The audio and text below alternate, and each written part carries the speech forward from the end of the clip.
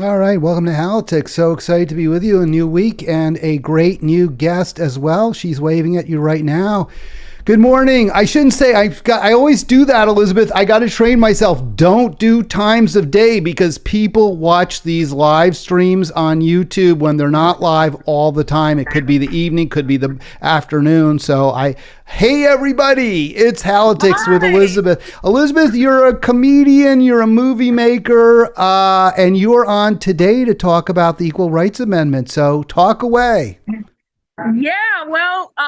The Equal Rights Amendment is our 28th Amendment, and we are fighting to get it published. It's ratified and ready to go. So there's an argument in the lawyer's pocket that says technically it's law and it's illegal to publish it. So Generation Ratify is shutting down Constitution Avenue for a week-long demonstration in front of the National Archives building, which is where our Constitution is housed, demanding that the resolution Cori Bush introduced recently, calling on the president to publish immediately our 28th Amendment, be respected and upheld. So I just got out of the court today for interrupting Senator Ted Cruz from the Senate gallery on C-SPAN during his vote against the Equal Rights Amendment and calling out the Senate to pressure the president to publish the Equal Rights Amendment immediately, as it was ratified in 2016. And I was arrested and held overnight for a day and a half. I got to wear shackles for 5.5 hours, and I was set up for 3 bogus charges to be arraigned on. And I went through 3 status hearings. According to my attorney, Mark Goldstone, a very famous civil disobedience attorney, it's the strangest status hearing he's ever attended. I was charged like a Capitol insurrectionist on January 6th with entering unlawfully, which I did not do. I went through all the security checks and had my pass from Senator Cardin's office. I was charged with demonstrating unlawfully, which is arguable because I practiced free speech, something I am to be federally protected under. And I did it lawfully. I took into consideration the safety measures needed to be escorted out safely and told people to comply with law and order while I dissented on the process. So to be called officially by the US government arrogant and defiant because my lawyer and I both enthusiastically rejected those charges was gobsmacking. And Judge Keary went on record stating that the government has a new unpleasant habit of attempting to force free speech activists into pleading guilty for a deferment program, meaning that I have to say that, yes, I am temporarily guilty of all of these bogus charges I didn't do. So please, I'll be really good for a business quarter. Don't prosecute me. And then if I violate or the government decides to, for whatever reason, pick me up and charge me again, I already have a guilty plea on my record. And I have a guilty plea for something I didn't do. So we went through 3 status hearings to get me a deferment program that is just a straight non-prosecution agreement. And I'm happy to say that I signed it and it was filed and that the government will not be prosecuting me unless I am arrested in the next business quarter. All right, that's awesome. So you So, finally got a good result after being charged yes. under very dubious circumstances to begin with. I guess hats off to your attorney. I mean, those lawyers don't come cheap. I hope you're not No, paying for Mark it. Goldstone's been very generous. He calls himself my low bono attorney. And we did not go pro se. I was set to argue and speak for myself in court. We were doing a Ferretta exam when the government said that I was not going to be offered community service because of my behavior in the court, being arrogant and defiant. And we really couldn't figure out what that was. The prosecutor said it was my lawyer saying, quote, "We enthusiastically declined the prosecutor's offer," which last I checked was something within your rights.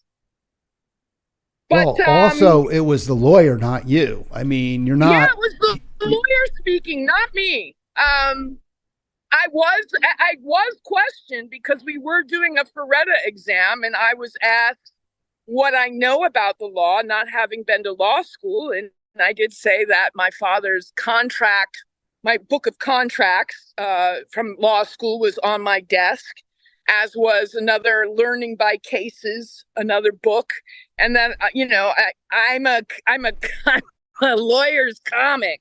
I do what keepeth thou from wilting, and that is the loophole in the law. That is tough material, though. I think trying to make humor out of legal decisions is very difficult material, Elizabeth. I give you props if you can make anything law school related amusing. That's excellent work.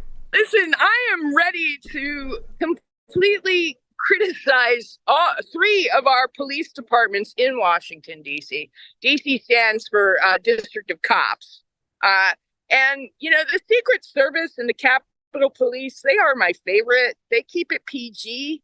They generally train to respect activists and if you show them respect. They don't want up to be on the front page of the Post. I mean, the last thing they want is publicity. Hard to be low key, and they put their lives on the line for activists like me to be able to go to the seat of government and practice our free speech, or exercise it, if you will. And usually free speech comes with a $50 fine and a ticket. It's called post and forfeit, and then you're done. So free speech is $50 these days. That's not bad with inflation. I think that's what it was 23 years ago when I started doing activism. So, I'm pretty impressed with that. But, and the DC cops, they'll treat you the way you treat them. And they were very respectful. The DC jail, though, is an oven. I'm glad there wasn't a fire. Those prisons, those jails are so bad. In New York, I mean, just be grateful you weren't in Rikers, because I can't think of, that's a hell on earth for sure. Oh, well, the prison system in general needs to be overhauled. But thank God for the Capitol Police. I really do feel that they are striving to maintain and protect our seat of government and our Constitution in a way that other police aren't striving. But the U.S. Marshals, I want to sue the U.S. Marshals for sexual harassment. Wow. That's bad. Were they just touchy, grabby? Well, okay, let's start with the khaki pants. All right. I'm a 52-year-old fertile woman. I'm peaking sexually. I don't need to know if the man who is incarcerating me is fully cut, circumcised, not circumcised, how big his balls are compared to the shaft. Why are you wearing pants that tight? Is it like a Chippendales type furnishings for the men? Wow. I think they're jealous of, the firefighters that get their own calendar. I think the U.S. Marshals want their calendar. And then the search was really aggressive. Wow. I was searched 3 times. And the Capitol Police, the female officer who did the search, and probably is paid less than her male counterparts, she was very respectful. She took me to a corner. She checked my breasts privately to see if my underwire bra was sharpened to cut anyone's throat. It was not. The search went well.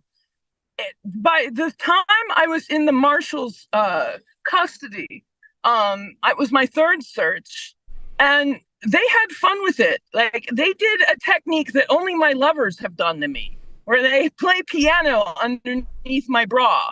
I don't think I needed to be searched that many times. And the male marshals watched the female marshals search me. Yeah, that's not allowed. You sounds like you had a lawsuit. Did you tell Goldstone you might be able to sue him for privacy violations? I have not gone into what happened at the U.S. Marshals holding cell. But I will take it up with Goldstone later. We do intend to brief each other about it. I'm in the car with my friend Courtney, who's Hey, Courtney Dow. She just got off the road with Citizen Cope. She's a singer-songwriter and former paralegal. She was shocked that I was called arrogant and defiant. I can sort of see that, though, maybe. I mean, it's not the biggest shock in the world, actually, knowing you, well, Elizabeth. I did name my kids arrogant and defiant. There you go. That's true. Yeah. All right, so let's get into this. So I just want to say a couple of quick things. We got to move along. I got a lot I got to get into today with you, and we only have up until at the latest noon. You are watching Halitics. Miss Lizzy, Elizabeth Croydon, at E. Croydon. She's a comedian. She's a movie maker, producer. You can find all her work on YouTube and on the Google and all that stuff. Yeah, and go to YouTube and watch my movie for free. Go to YouTube and watch my movie for free. And it's called Underbelly Blues. It's a parody of Quentin Tarantino's movies. We hired Quentin Tarantino's dad, Tony, to introduce the movie. I play Madam X, a Jewish mother dominatrix. Okay. And we just make fun of how corruption is tied down here in the gutter to the upper echelons of big business. Wow. And we have a good time doing it. And if you go to YouTube, you can watch it for free. What is that? Underwire Blues, you said? Underbelly Blues. Underbelly. Okay, you said my mind was on your previous comment about the search. I visit that memory often. All right, so you're in DC. So outside the courtroom, I had to go get my cannabis. Right. So I saw Elizabeth yesterday. We reunited yesterday at a legalization forum, a drug legalization forum. And I spoke, of course, Veronica Wright. You want to check that video out as well. Veronica with us last week. She did an awesome job.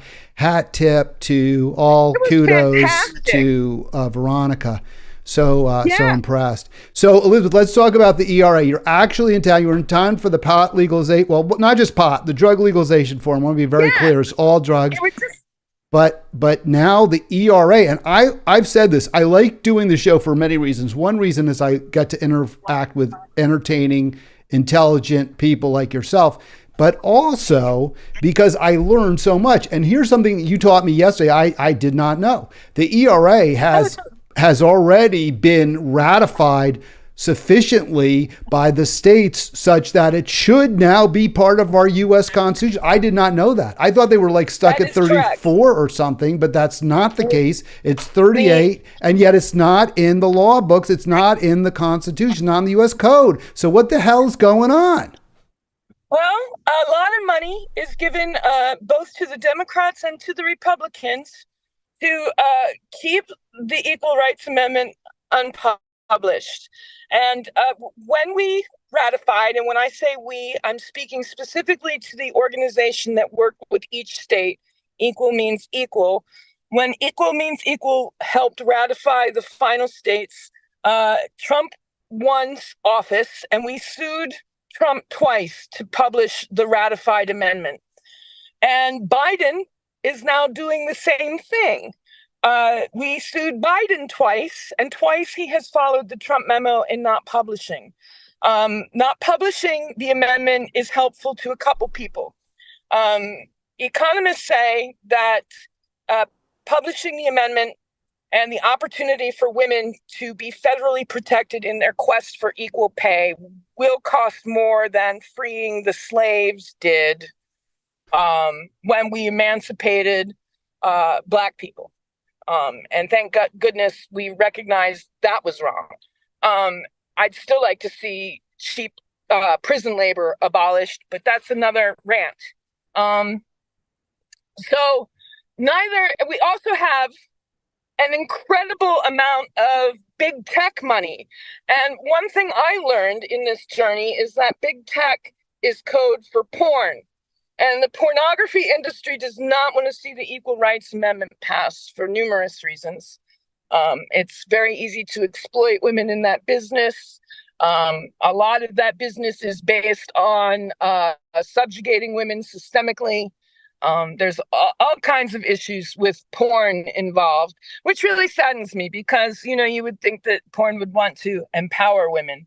That's like a whole nother rant, and you have to pay a cover fee and a 2-drink minimum to hear my opinions on how the porn industry should be overhauled. Amen, women, Americans, and God bless Larry Flint. So when you say that the porn industry holds a lot of sway over in the whole industry in Silicon Valley, is that just because there's so much profits in the online porn? That's a huge driver of the bottom line for the tech so much companies? Money off porn and the human trafficking involved in porn. It's not always happy porn actors and actresses getting tested twice a week. There's a lot of human trafficking involved in the porn industry. It's not something that I have studied to any great detail because I find it so upsetting. But this leads me to the other issue that is really important regarding the lack of acknowledgement on this 28th ratified amendment, and that is that women are the breeding industry. And the laws that are being overturned, Roe versus Wade, being overturned, and these autonomous laws, or the autonomy of women being stripped by state laws right now, is really dangerous. And people that want to control the breeding industry to make certain that there are customers in the future and future soldiers and future nurses, well, they want to control that industry. And low wage workers and consumers. Right. And so, if you keep women in disempowered and reliant on the system as a dependent, either through the patriarchy or, directly to the government, you have control of the breeding industry. And you can, meet the demand and the supply of future consumers. And that's a really dark aspect of it, that of the amendment's lack of publication, that is not discussed that brutally. But that's exactly what's at hand here. It's the commodification of women. And then, the way that the 28th Amendment is written, it says that equality under the law shall not be denied or abridged on the basis of sex. So once it is published, LGBTQIA community is protected as well, and trans people are protected. And that is something that conservatives in particular rail against. Right, because as I understand it, and correct me if I'm wrong, sexual orientation is not currently a protected class under the Constitution. In other words, an employer can, at least under federal law, fire somebody explicitly because they're gay. It seems to be moving in that direction. I am not certain on the specifics of that. I believe people are still protected regarding how they choose to express their sexuality. But when they get into intersex people and people that choose not to identify as either man or woman, or choose to identify in the opposite of their biological sex assignment, those people are not protected yet. And it is specifically that Equal Rights Amendment that covers everyone and makes certain that no one is subject to discrimination. Well, I mean, we obviously, and let me ask you this too, and I know you're not a lawyer and I am, but I don't know the answer, and I'm hoping you do. Okay. Is the ERA law even though it hasn't been published, since it has been approved by the 38 states, Well, ratified. the lawyers I listen to have an argument that it is law. And many people will nod their heads and say yes. But of course, the other lawyers will say that it isn't law until it is published, because that is the argument. And the law is always based on the arguments. You can hire 1,000 lawyers, and 1,000 lawyers will tell you 1,000 different things. It's a hell of a racket. It's a hell of a racket. We put together, right? You heads you win, heads I win, tails you lose. It doesn't really matter. Right. Yeah.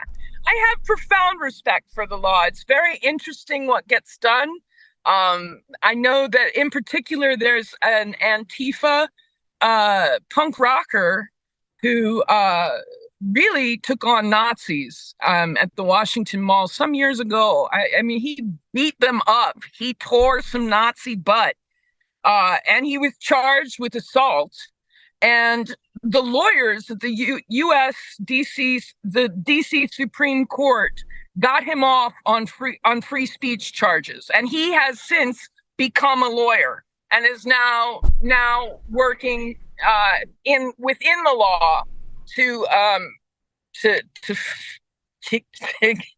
keep Nazis out of this country. Very cool. Very nice. Yeah. I like stories like that where people sort of parlay their experiences as a defendant or in some other aspect of the justice system to become lawyers. You hear of the jailhouse lawyer who becomes a lawyer. So similar situation as you're describing it. All right. Do you have anything else you have on the ERA or that you like to share? Maybe a gig, because I want to move on with you. If you said you would, to talk about the SAG strike, the Screen Actors Guild strike, and I want to give props now to Jennifer Garner. I have not, I don't know anything about Jennifer Garner. I never have seen, I don't think I've ever seen her act. She used to do a TV show. I never saw her act. I've never seen any of her movies. I didn't even know. I see her in these Capital One ads with Charles Barkley and some of the other actors who do those ads, but and she has a beautiful smile in that picture, but I've never seen her act. And she's apparently a huge movie star. They mentioned about three big movies where she's a star, but she's out there on the strike lines with the actors. And she mentions, now you're in Hollywood, you're in the performing business. How badly are the lower and mid-tier actors being treated right now? Garbage. I mean, people are losing their pensions that have worked their way into the union, that have paid their dues. And if you ask me, now I'm not union. I'm a poor person. I've been told that I may be SAG-AFTRA eligible. But really, it's out of my budget right now. And the lower ranks, the background actors, are treated horribly. It's really grotesque when an executive that had nothing to do with your production makes $437 million and you get a residual check for 6 cents. And have a hard time meeting, your grocery needs for that week.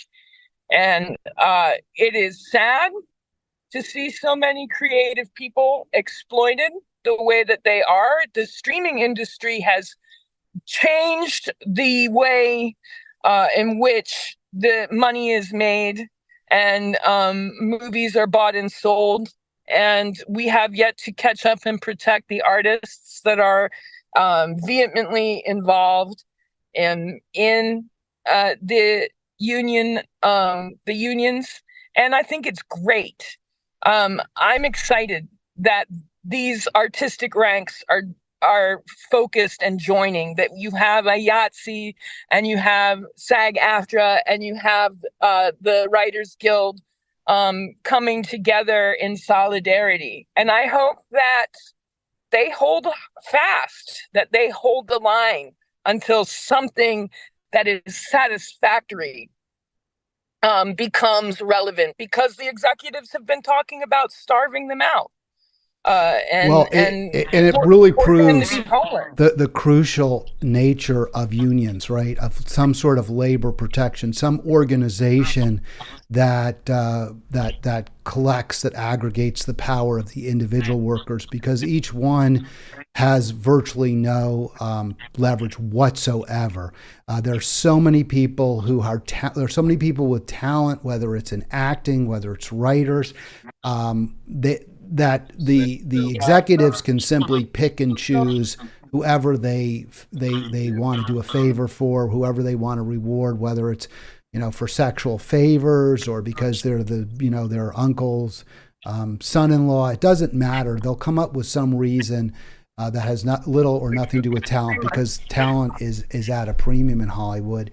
And yes, the big stars like Jennifer Garner, sure, they can command, they have some leverage. But as she notes, when she started out, she was so excited. She got health care. I think we're kind of losing you. Let me just do it this way. We're going to take you off screen for a little bit, Elizabeth, and I'll get you back on in a little bit. There's a little bit of movement in the background.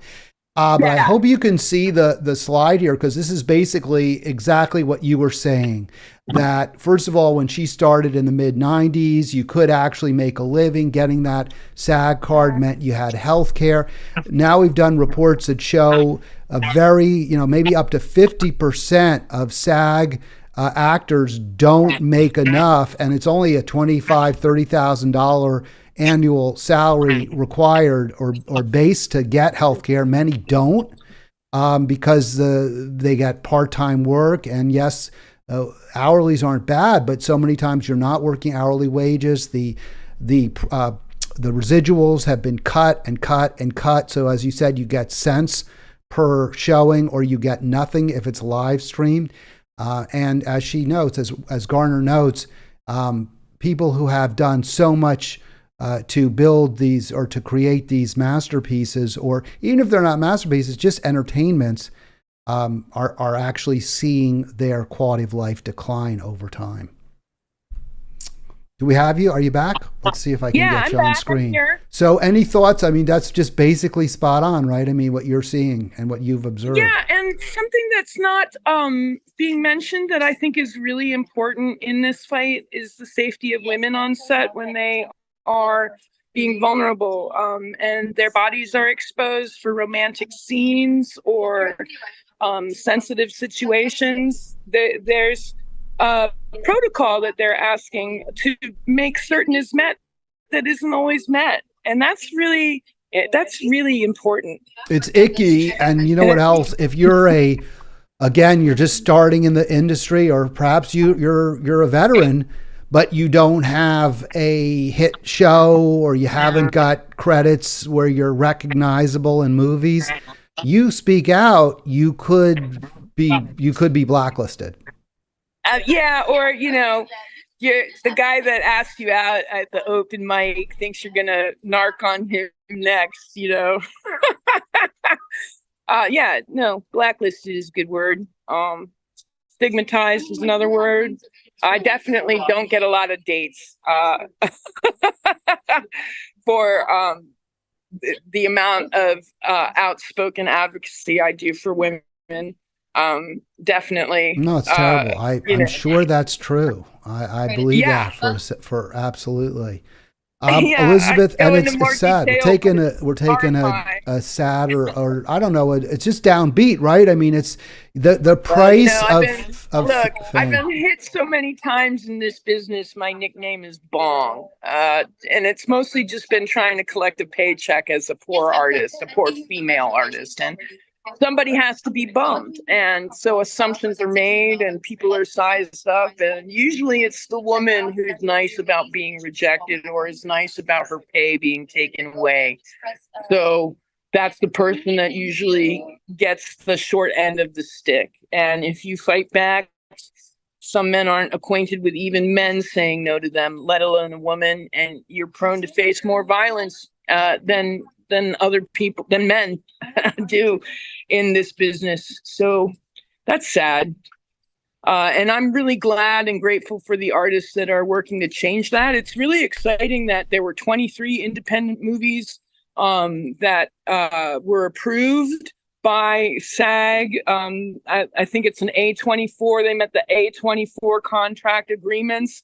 And what's upsetting is that if an independently financed movie can meet those basic needs of care for an artist, why aren't the studios meeting those needs? That is really frustrating and very sad. And the lack of care, the callous nature of it is very offensive.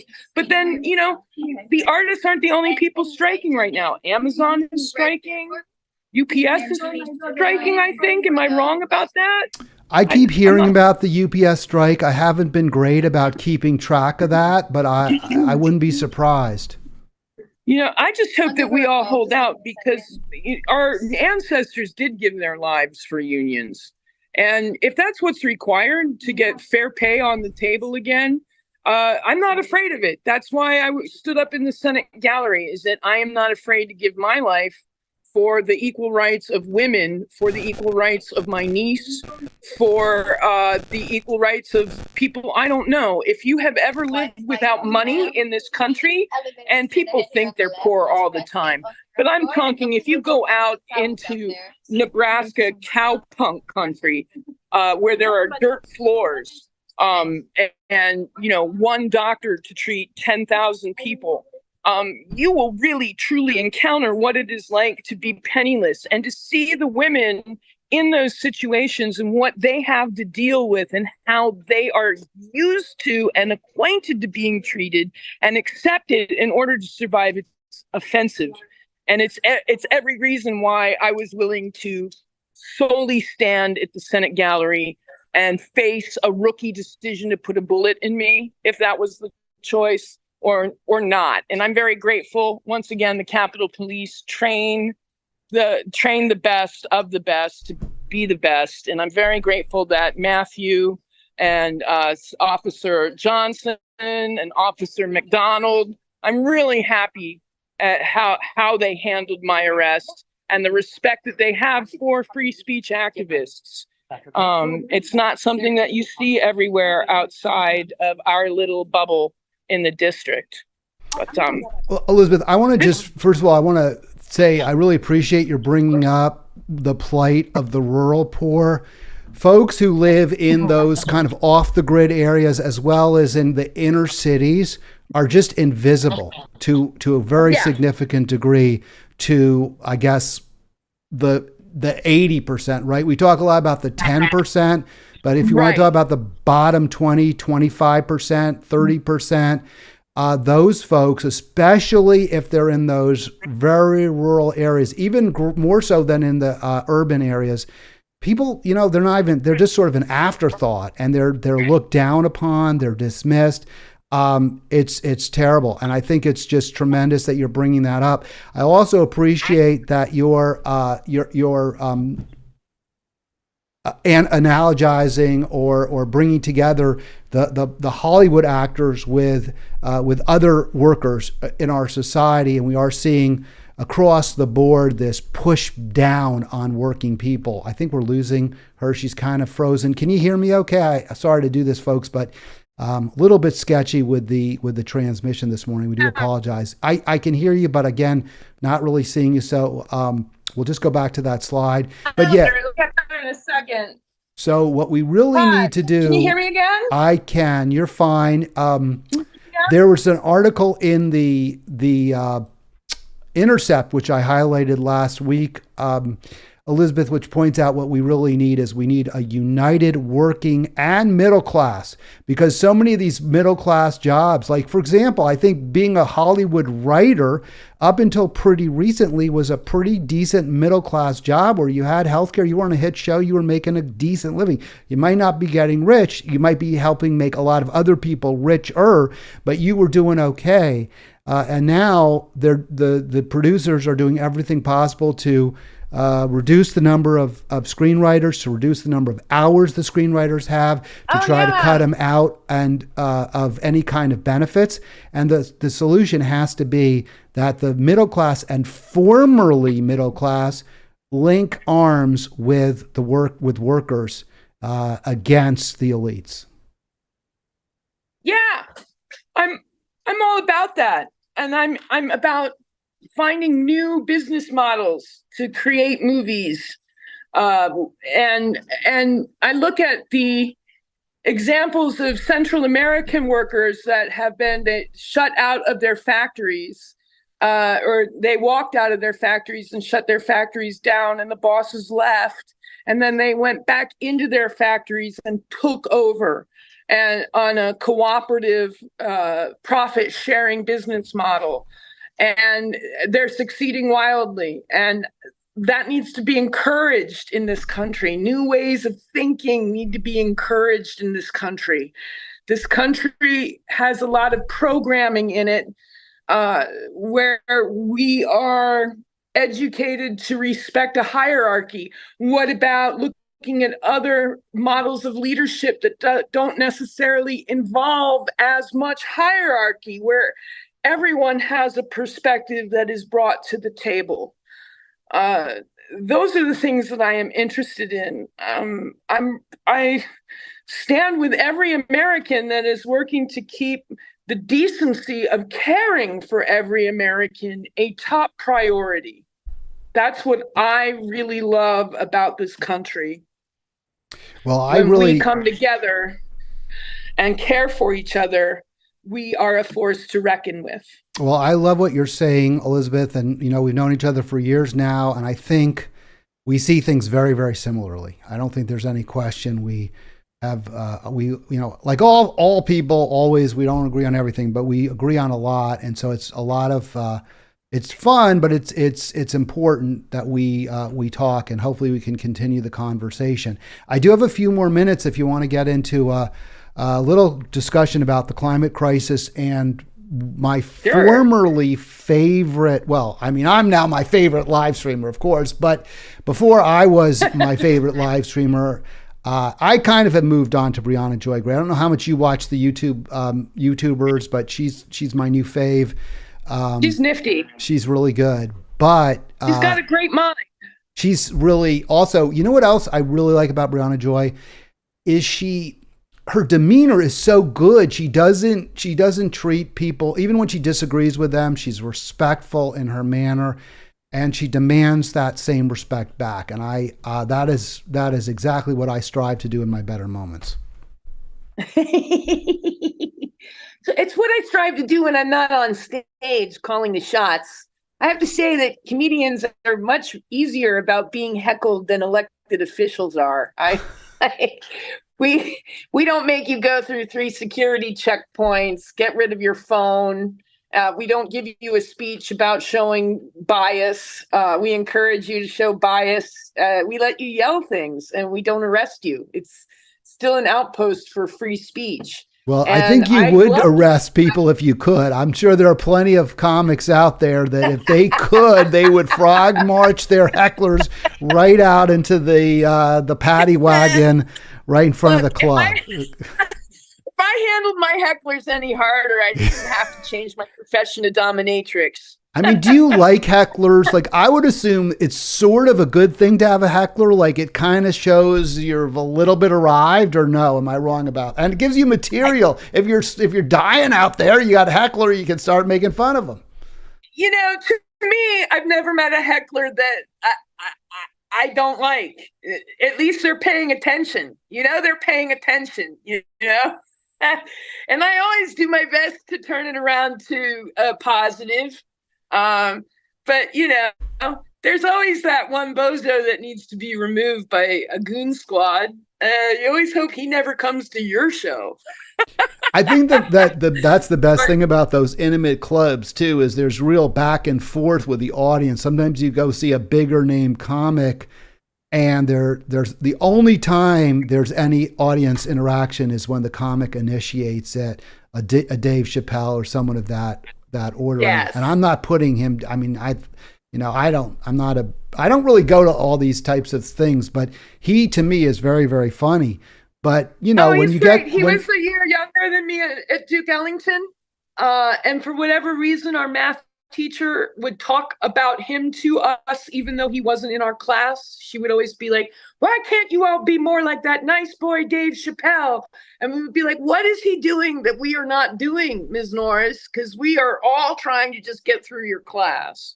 And yeah, Oh wow! So you you know, were at the one of that's the the. things. Let me just jump in. That's I believe. Correct me if I'm wrong. Duke Ellington School of Performing Arts in Washington D.C. And I vaguely remembered that Chappelle might have gone attended there. So you were at school with him, although not in the same class. Well, I mean, I think one of the Yeah, he was a issues year younger. with this art stuff is either you got it or you don't, right? I mean, you can teach yourself, you can get better.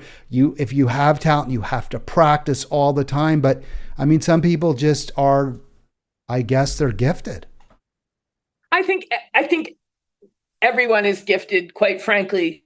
Uh, I'm not gifted with numbers. I know people that can do math in their heads, and I'm still visualizing carrying the 10 over to a column in long addition. you know, we all have our gifts. One of the things I don't care for is holding up the arts and saying, "Oh, these people are so talented," and leaving out the math and science gifts that people are given because I mean, science is so clearly needed these days, and math is an international language. So there's that.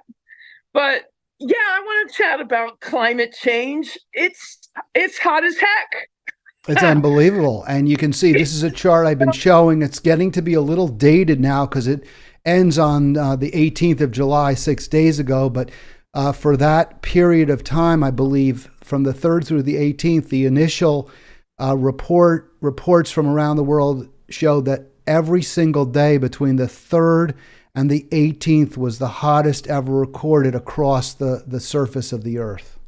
Well, I almost died last week. I was a little dehydrated because I had been working around the clock trying to keep balls in the air that had been dropped. I'm doing my first comedy club show in New York City on September 14th at the West Side Comedy Club with Felicia Madison and Eric Marino, SNL writer, and very excited about it. Send me the link and I'll put it right in the show description. I don't have it in the I show sure description now, will. but I think you can find it again if you go to at @eCroydon on Twitter. But want to make it easy for folks to just click on it. So the long saga short is that I got dehydrated in traveling just slightly, and I inhaled a bit more dust than I expected, and nearly died. Nearly I'm died. sorry, that's scary. Yeah, it is scary. And it's scary what we're doing to the planet. 2,000 penguins just died recently I didn't hear in about that, but that is very sad. Of they were course. putting those guys, they were lining those guys up. Where was it? Uruguay. In Uruguay. Ugh. I forget why they died.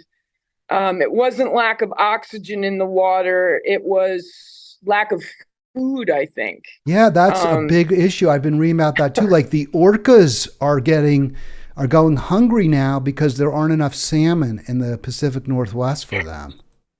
So Yeah, I'm on Team Orca. I'm excited that the otter in California is stealing surfboards and that the orcas are taking out yachts because there are so many people that think, oh, they have enough money to buy a seat on the spaceship and they're ready to take off and colonize Mars.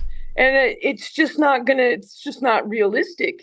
no. And it ties into the Equal Rights Amendment too, because we're looking at vast food shortages now and it's only 12 to 16% of the world's land is owned by women. So without the equal protections under the law, landowners that are women in this country are subject to discrimination in upcoming food shortages, climate change, etc., in judicial rulings if the Equal Rights Amendment is not published. So I hope that took it full No, I circle. get it. I get it. The former I think there's a group. I can't remember the name of the group, but one of the world leaders. Her name is, and I'm sure I got it wrong, but I believe it's Winnie Benayima. Winnie Benayima. I think I said that right. If I didn't, I apologize. She flat out said that the climate crisis cannot be separated from the wealth and inequality crisis. That they're tied together, and if we're going to solve ever hotter temperatures, the only way we're going to do that is by addressing poverty and addressing enormous obscene wealth. And I 100% with that. I wanted to play this clip again. I mentioned my favorite live streamers. Jimmy Dore used to be one of my favorites, if not my favorite. I often learned stuff from him, but he's such a lightning rod. It was difficult to quote him without people laughing at me for saying that. I still honor much of the work he's done exposing the corruption in the Democratic Party. As you pointed out, Elizabeth, Biden is doing exactly what Trump did when it comes to the ERA. He's continuing the drilling. It's not like this is some great change or we've got this, champion of the environment and the people in the White House now, or even that Democrats in Congress are good. But that said, so I honor Jimmy's criticizing the Democrats, but if he's going to question the science behind the obvious ever hotter temperatures on Earth, then he is doing a terrible, terrible thing. And I always say bad people do bad things, good people do good things. It's a very, very bad thing he's doing. I want to play a little bit of this and then I want to debunk it. This is from last week on the Jimmy Dore Show. So you remember last week they were talking about it's the hottest in the world. It was the hottest. Everybody's over. Last week? Or was it? When was it? It was just a couple days ago. They were saying it's the hottest in the world. The whole world's hot. All right, I'm just going to stop because you can't see it on this, but I guess if I blew it up, he's quoting this Twitter guy, Robin Minotti, who is in your business, apparently a filmmaker and also a well-known climate science denier, climate cataclysm denier. He is not a credible source. He is not a scientist. I think it's a he. I shouldn't even say Robin, could be a woman, but I'm pretty certain it's a man. They're not a climate scientist. They're not reliable. And nobody, and I'm going to debunk where Robin Minotti came from on this. This video, by the way, got over 250K views. Man, I would kill for 250 views. Come on, man. What's going on here? I'm no denier. People, I invite all Jimmy Dore disaffected viewers, please come on over and click Halitics on the bottom right of your screen. Click like, yes, become a Halitics subscriber. I'll play some more of this, actually. I'm not going to cut off. But you'll hear his argument for why, allegedly, we haven't been living through the hottest temperatures in 100,000 years. Let's hear it. Than it's ever been. It's hot everywhere. Is this different than the last time not long ago when they were like measuring an airstrip where like jets were taking off? Is this like a new thing? By the way, I just want to say, Metzger's always cutting in, and you can tell it pisses Jimmy off. I think he's going to get rid of this sidekick at some point. But anyway, okay.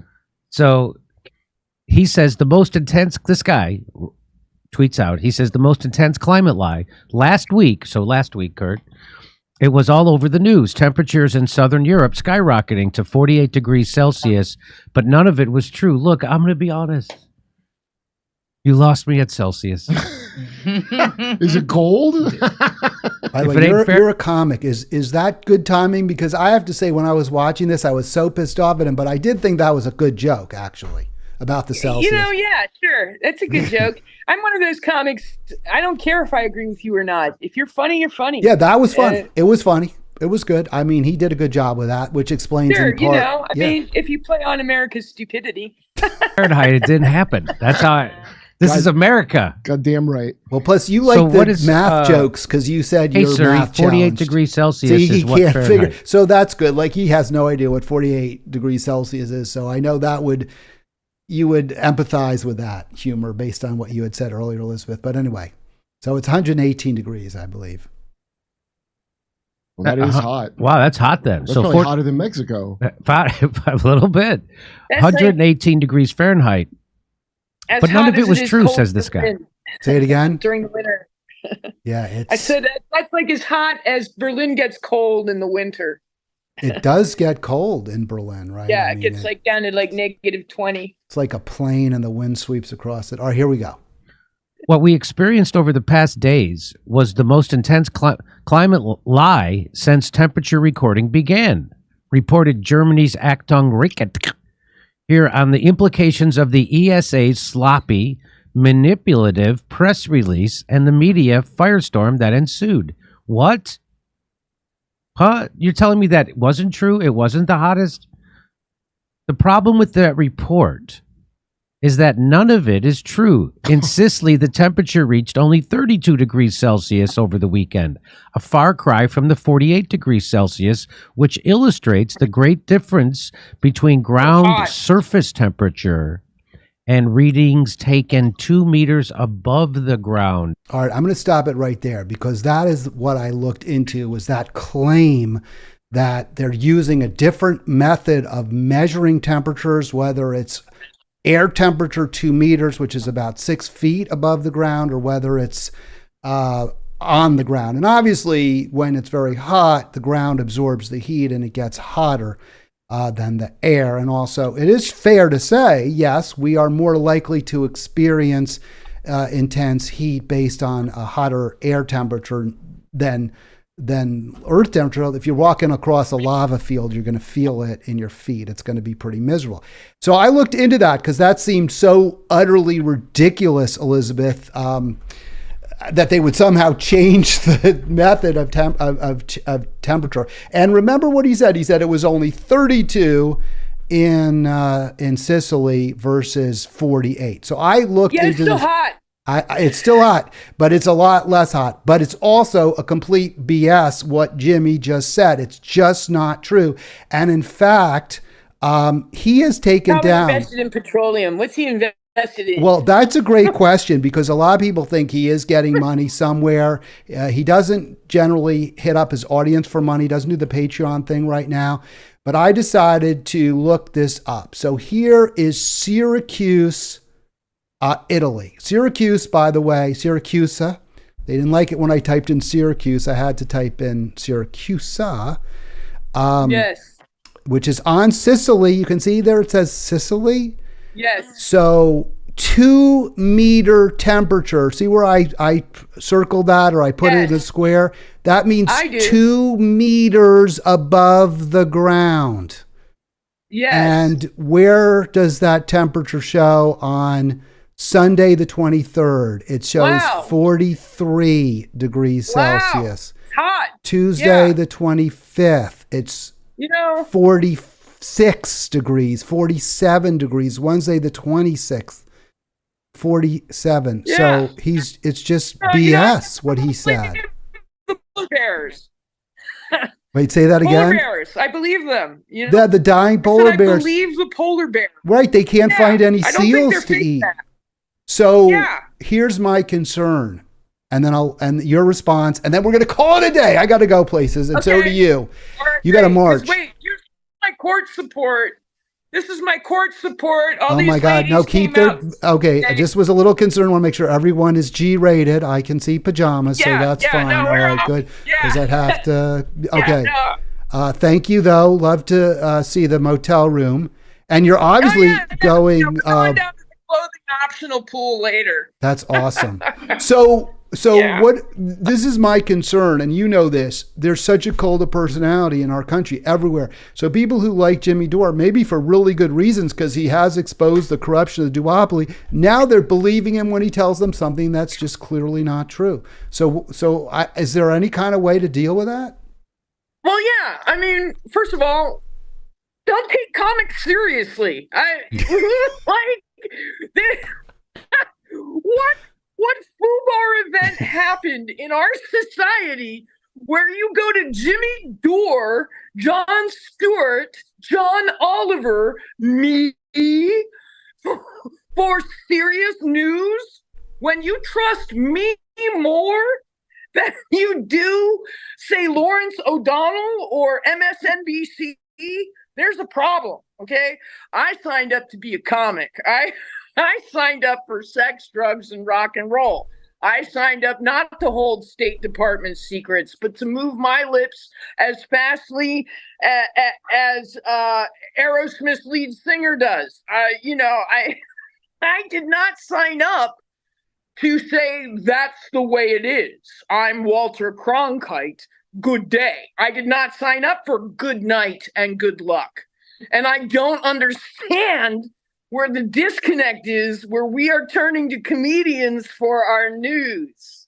Well, that's a great question. I think Jimmy would say because our news people aren't giving us the news, and that is a fair response, Right. but we need to be very skeptical of everyone Right. and never put anyone on a They pedestal. certainly are doing the weather relatively accurately. I think we can all say that the weather is accurate. Hey, Elizabeth, thank you so much. You hear the music coming on. I got to go. I got a person in the house. It's always a great honor to talk to Elizabeth Croydon, and I'll be back. Keep biking, Hal. we'll- Keep doing what you're doing. You're one of my favorite organizers, and I love your voice. I Well, love Halitics. Awesome. Thank you. Wow. What a nice, wow.